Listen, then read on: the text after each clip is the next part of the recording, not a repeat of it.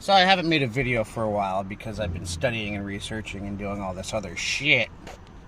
But I'd like to say to all the fathers out there that what I did actually worked in court. See, when I went into court, the first thing I did was ask, Your Honor, are we in a court of record? And he's like, what is that your concern, Mr. Henderson? I said, answer the question. Are we in a court of record? And he said, yes, we are in a court of record. So, raise your hand and swear. And I said, no, I am not swearing in underneath your law. Do you understand? It's like, Mr. Henderson, what do you mean? I said, you're ignoring international flag law. You're also ignoring Title 4, Chapter 1, Section 1 and 2, protected flag law. See, I walked into court and surprised everybody in court.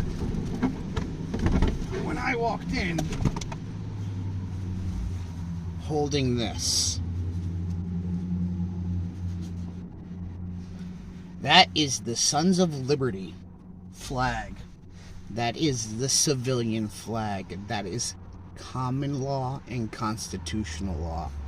See, we have two different governments. I've been telling people this for God knows how fucking long, but nobody listens. You need to look up the USA versus the US. 1880. The USA, or the state of, are corporations. They have to abide by corporation rules. When I called the judge out on that, he looked at me like I was an asshole. He's like, well, you can't do anything about it. I looked right at him. I said, you see that flag right there? That is a civilian flag. What you are flying is the Maritime Admiralty flag. The flag with the gold fringe. Ex parte Mulligan. It is unconstitutional to try a civilian under military tribunals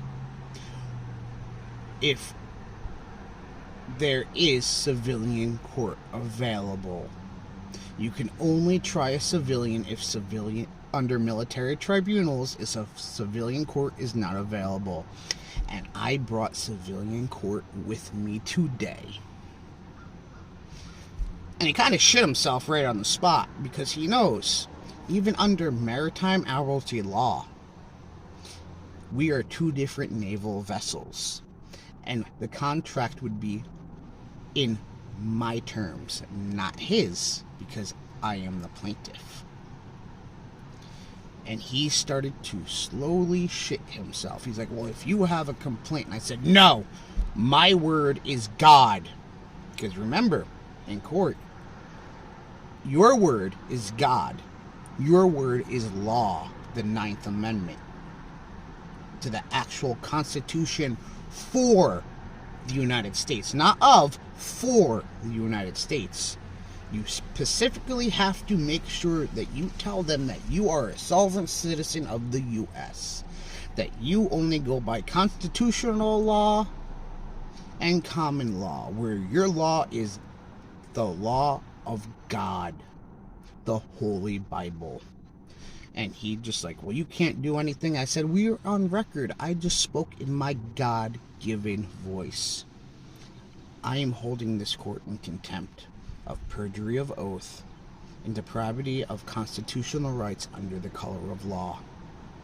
Now, any continuation as the United States Corporation against a living, breathing entity, which would be me, flesh and blood in person, man who is free and sovereign,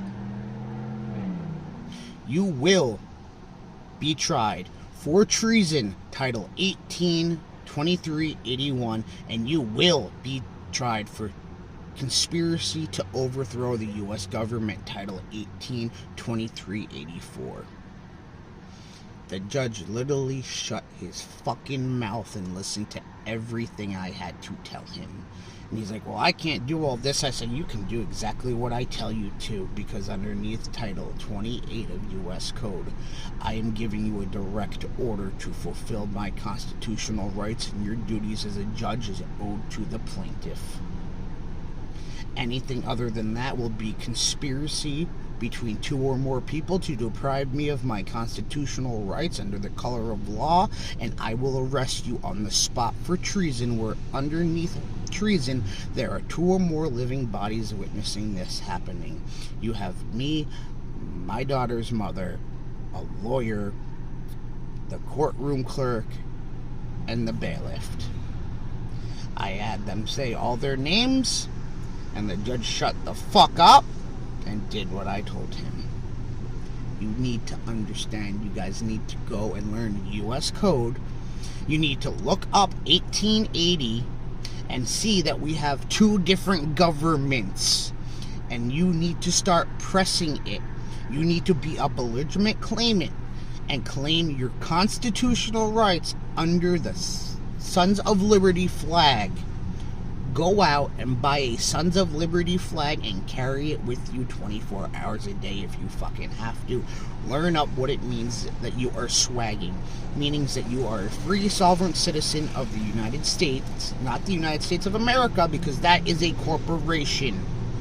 Remember, a corporation cannot sue a living being, but a living being can sue and take over a corporation.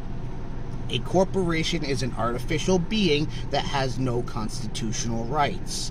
They only have rights on paper, so when you reply back to the courts, you are stating that you are recognizing a contract. If you do not, and you only speak in a court of record, they are fucked. Remember this. Learn your rights. Fathers, learn your rights, because pretty soon it's going to be only constitutional law. And underneath this, every single judge is in contempt of court for illegally kidnapping your child without a warrant of seizure under an Article 3 judge issued to the U.S. Marshals to be served upon you on your arrest for the seizure of your child. That is considered treason and conspiracy, and they can be hung and charged. Go ahead, call the U.S. Marshals offices and ask them that. They will tell you the same thing. That will be considered kidnapping because they are a corporation. They have kidnapped you, they have kidnapped your child, and is holding your child against you, threatening to throw you in jail, cause physical harm, or death. Let's play their game now.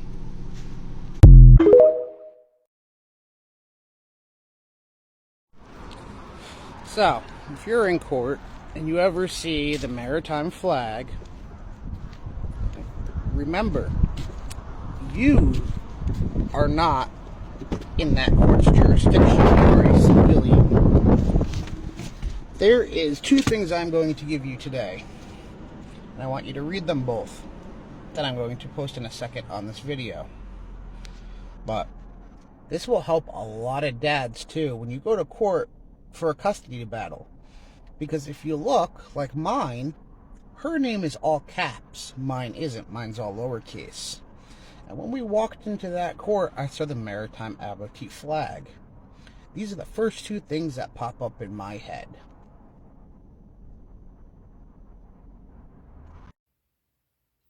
Okay, so I'm going to break down the UCC process in layman terms.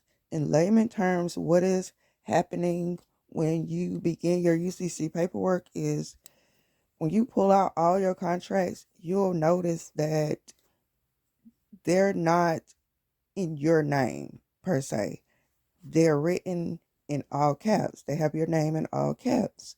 And if you do some research on writing something in all caps, you'll know that that's the way that they signify a corporation. Okay? So your name written in all caps is a corporation. Okay? So when you pull out your contracts that you have, they're all written in the all caps version of your name, which is the corporation. So if you have cars, houses, any assets, they sold those assets to the corporate version of your name, and that was all done for a reason. But through this process, we're correcting that. So when you do your UCC statement, you're essentially saying that I now know that I don't really own any of these properties, assets, whatever. I've been paying for them, but technically they're owned by the all caps version of my name. So when you do your financing statement and you list all those VIN numbers, all the account numbers, everything for all the assets you have, you're essentially saying that if the all caps version of me owns all this stuff and not me, then I'm putting a lien on all of those assets because I purchased them. I'm paying on them. Okay. So that's the first step that kind of starts to separate you from your all caps. Okay.